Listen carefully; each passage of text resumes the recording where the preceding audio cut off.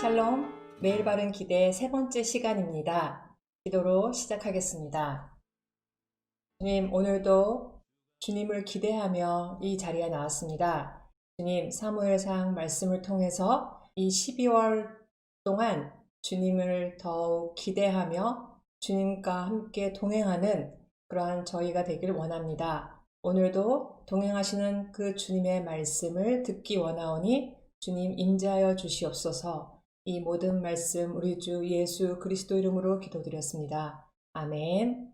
사무엘상 17장 1절에서 16절 오늘 함께 읽도록 하겠습니다. 블레셋 사람들이 그들의 군대를 모으고 싸우고자 하여 유다에 속한 소고에 모여 소고와 아세가 사이에 에베스 담밈에 진침해 사울과 이스라엘 사람들이 모여서 엘라 골짜기에 진치고 블레셋 사람들을 대하여 전열을 벌였으니 블레셋 사람들은 이쪽 산에 섰고 이스라엘은 저쪽 산에 섰고 그 사이에는 골짜기가 있었더라.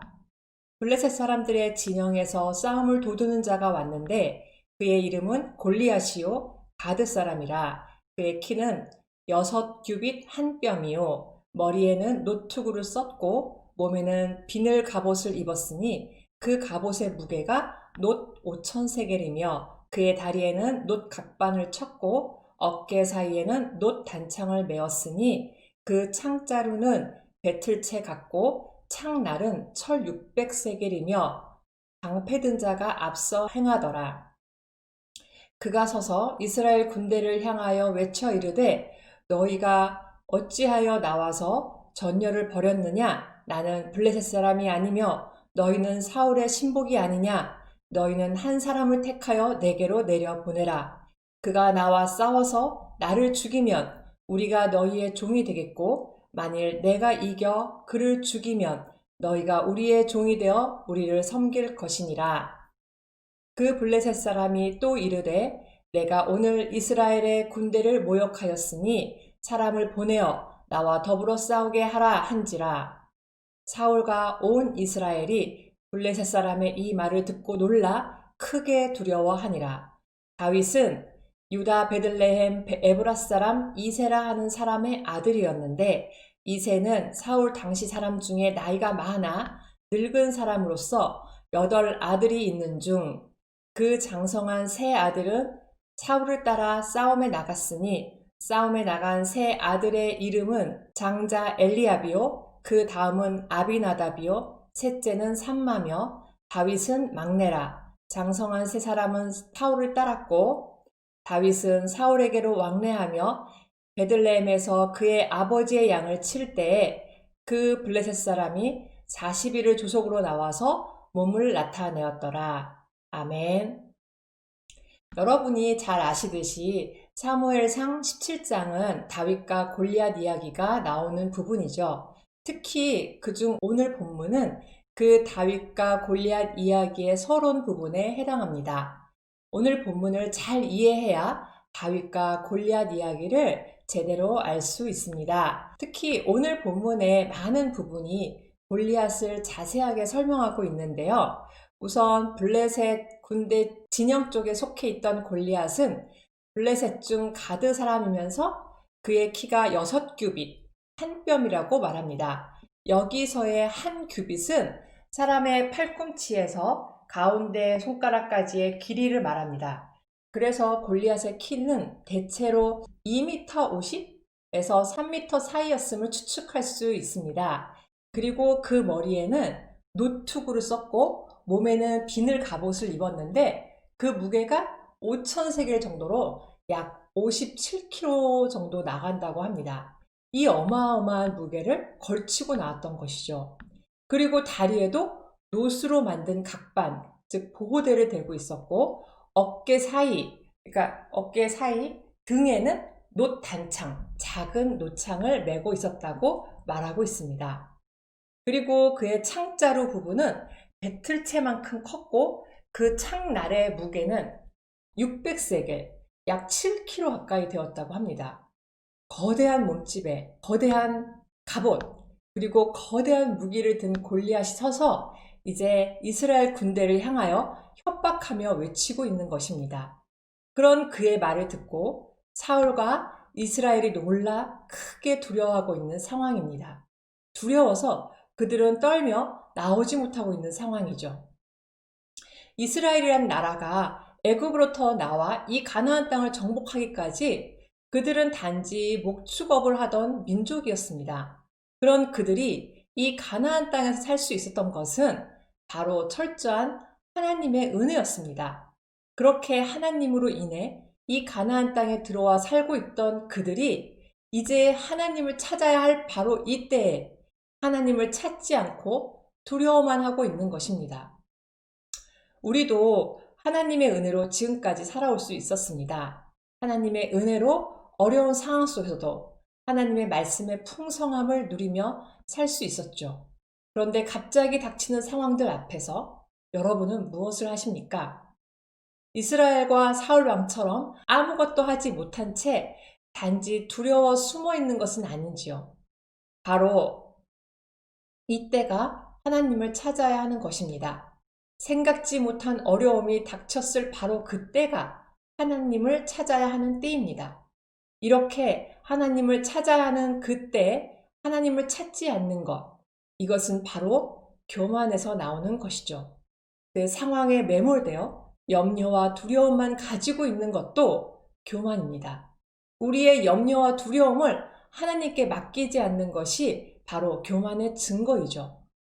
어려움 속에서 하나님은 찾지 않고 오히려 인간적인 방법만을 고심하고 계획하고 그렇게 해서 더 좋은 상황만을 만들려고 하는 때가 얼마나 많은지 모릅니다. 우리는 하나님을 찾아야 하는 상황 가운데 하나님을 찾지 않는 우리들의 모습을 먼저 볼 수 있어야 하겠습니다. 이제 다시 우리의 문제, 우리의 염려, 우리의 두려움을 하나님께 맡겨야 합니다. 그리고 우리는 그 염려를 맡기는 것으로 끝내는 것이 아니라 하나님 앞에 그 결과까지도 맡길 수 있어야 하는 것입니다. 하나님 앞에 결과를 맡길 수 있어야 염려를 맡겼다고 말할 수 있는 것이죠. 그런데 우리는 염려를 맡긴다고 말로는 선포하지만 정작 그 결과를 맡기지 못하는 것을 볼 수 있습니다. 그 근본적인 이유를 오늘 말씀에서 또 알 수 있는데요. 하나님께서 보지 말라는 관점으로, 세상적인 관점으로만 보고 있었기 때문입니다. 첫날부터 목사님께서 말씀하신 것이 사람이 보는 관점과 하나님의 관점에 대해서였던 것이죠. 그렇게 사람들은 세상의 관점, 외적인 요소만을 보기 때문에 골리앗의 키, 그가 소유한 무기, 그를 둘러싸고 있는 갑옷, 이런 것만 보기 때문에 그것이 가지고 있는 빈틈을 보지 못하는 것입니다. 16절을 보면 골리앗은 40일 동안 매일 아침 저녁으로 이스라엘 군대 앞에 나와서 자신을 보여주었습니다. 전쟁이라면 이렇게 그냥 겁만 줄 것이 아니라 빠른 공격으로 전쟁을 빨리 끝내야 하는 것이 유리한데 그들은 전쟁을 하는 것이 아니라 골리앗이라는 거대한 장수를 이스라엘 군대들이 볼 수 있게만 하고 있는 것이죠. 우리는 여기서 또 한 가지 알 수 있는 것은 두려움의 본질은 단지 외치기만 할 뿐 우리의 목숨을 위협하지 못한다는 것입니다. 우리의 목숨은 오직 하나님께만 달려 있습니다.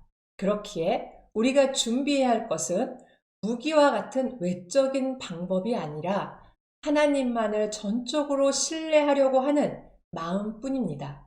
힘의 대결이 아니라 하나님께 초점을 맞추는 것입니다. 예수님께서 죄와 사망의 권세를 깨뜨리셨다는 이 사실을 매일 믿고 여기시길 바랍니다. 사단은 계속 우리들의 정체성을 흔듭니다. 예수 그리스도의 죽으심과 부활하심이라는 그 복음이 우리 가운데 있어야 두려움을 이길 수 있는 것입니다. 우리는 그리스도 안에 있다는 정체성 안에서 이길 수 있는 것입니다. 죄라고 하는 골리앗, 사망이라고 하는 골리앗, 미래라고 하는 골리앗, 어떤 상황이라고 하는 골리앗이 우리를 향하여 외치는 것을 봅니다. 이때 죄와 사망의 권세를 깨뜨리신 예수 그리스도께서 여러분의 주님이시라면 그 어떤 염려와 두려움도 주님께 맡길 수 있을 줄 믿습니다. 그것이 이해되지 않더라도, 상황이 해석되지 않더라도 그 이해와 해석 위에 계신 하나님을 믿을 수 있는 저와 여러분이 되시기를 소원합니다. 세상의 관점으로만 현실을 바라보지 마시기 바랍니다. 자세히 묘사한 골리앗만 본다면 그 키와 갑옷만 보게 됩니다. 우리는 이런 현실을 세상의 관점으로 보지 않기 위해 하나님을 또한 더 많이 묵상해야 합니다. 이 시간 우리를 붙잡는 두려움이 있습니까? 우리를 힘들게 하는 어려움이 있습니까? 그 가운데 하나님께 기도함으로 주님을 신뢰하시기 바랍니다. 우리의 관점을 바꿔달라고 구하기 바랍니다. 우리의 생각을 바꿔 오직 복음의 주님만을 바라보며 그 가운데 일하시는 주님을 만나시길 주님의 이름으로 축원합니다. 제가 기도로 마치겠습니다. 사랑하는 아버지 하나님,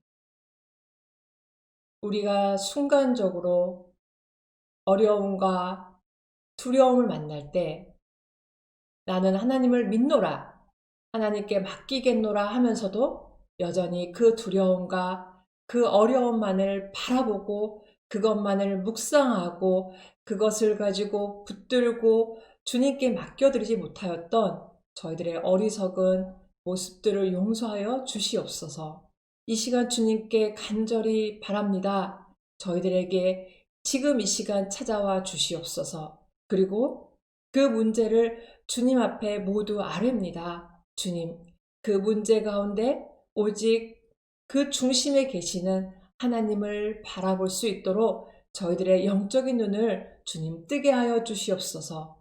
주님, 이 시간 이 말씀을 통해서 또한 이 한 달 주님과 함께 동행하며 이 한 해를 마무리할 수 있도록 저희들에게 은혜를 허락해 주실 것을 믿고 감사드리며 이 모든 말씀 우리 주 예수 그리스도 이름으로 기도드렸습니다. 아멘.